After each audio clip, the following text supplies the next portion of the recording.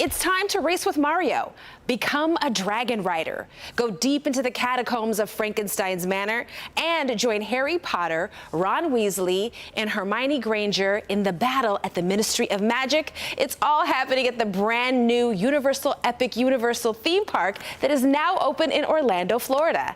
And joining us to share more about the park is Patrick Braillard, senior show writer for Universal Creative. Good morning, and thank you for being with us. Morning, Tati. How are you? I'm great. And this is so exciting, Patrick. But we have to start with the simple ask of what makes up the new Epic Universe. Right, absolutely. And you hit the nail on the head. There are 5 amazing immersive worlds that we're going to be taking our guests into.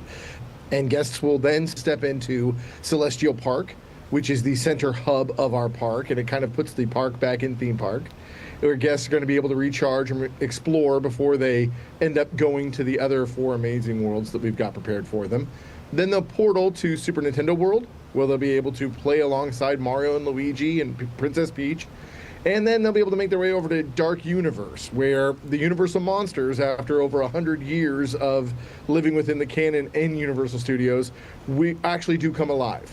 And then we move over to the Wizarding World of Harry Potter, the Ministry of Magic, where guests, to your point, will be able to battle at the Ministry, as well as see an amazing live show called Le Cirque Arcanu, talking about fantastic beasts and travel the city streets of Paris. And then make their way over to How to Train Your Dragon, Isle of Berk, where Vikings and dragons have learned to live in harmony. Okay, it sounds very exciting. So let's break them down just a little bit. And let's start with this portal to the worlds. What exactly is happening at Celestial Park? Inside Epic Universe, we have harnessed the cosmic energy and have created these portals to other worlds. As you walk through the main gate, the Chronos, which is the machine that powers all of our park, distributes that power out to all of the portals, and from there, our guests get to go on an amazing adventure. All right. Now, listen, Universal is known as a destination for entertainment, and this is said to be the company's most ambitious theme park yet. Tell us about some of these, more about the Harry Potter world, I should say, because I know that that's going to be a fan favorite that everyone is going to want to head to. Absolutely. Our guests, when they walk into the Wizarding World of Harry Potter, Ministry of Magic, are transported to the streets of Paris in the 1920s.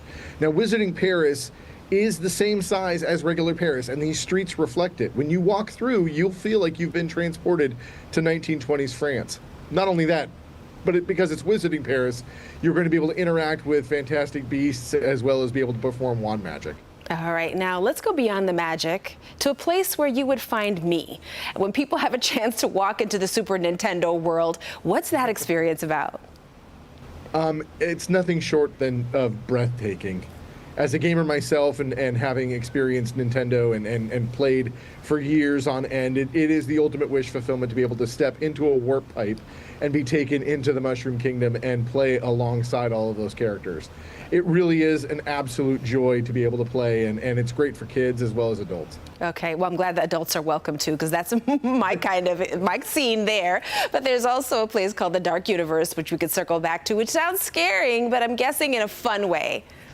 I think that Dark Universe is one of our most thrilling aspects of Epic Universe. Being able to go into the village of Darkmoor, you get to experience the Dark Universe in 2025. What is the sequelization of all of those stories that you know of? So what happened to Frankenstein's creature? What happened to the Bride of Frankenstein?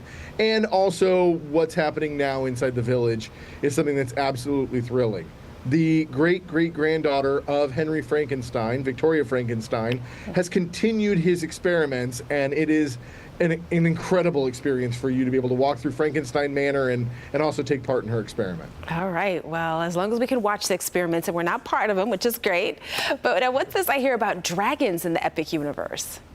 Right. Being able to take the guests into How to Train Your Dragon Isle of Berk is an experience that we were always looking forward to doing. And being able to travel through that portal and into the actual village of Berk, where dragons and Vikings are living in harmony, is wish fulfillment on the highest order. Being able to talk with villagers like Gobber or Rough Nut and Tough Nut, as well as, yeah, you get to meet Toothless and Hiccup. It really is an amazing experience to watch the bond between the Vikings and the dragons, but also experience that bond yourself. All right, now listen, now we've got people all worked up. Where can they go to get their tickets? All you have to do is head to universalorlando.com, and then you'll be able to buy tickets. And we are extremely excited to welcome guests and be able to experience it forever. Awesome. Well, Patrick, thank you for giving us a preview into the Epic Universe. We appreciate you taking the time. Thanks so much, Tati. Our pleasure.